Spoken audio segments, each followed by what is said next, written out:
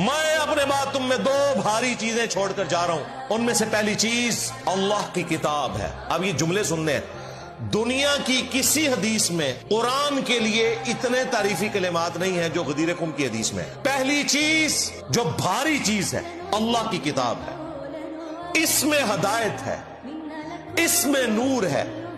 اللہ کی کتاب اللہ کی رسی ہے، وہی وَاعْتَصِمُوا بِحَبْلِ اللَّهِ جَمِيعًا وَلَا تَفَرَّقُوا، سب کے سب مل کر اللہ کی کتاب کو مضبوطی سے پکڑ لو اور فرقوں میں مت بٹو۔ اللہ کی کتاب اللہ کی رسی ہے، جو اسے پکڑے گا وہ ہدایت پر ہوگا، جو اسے چھوڑ دے گا وہ گمراہ ہو جائے گا۔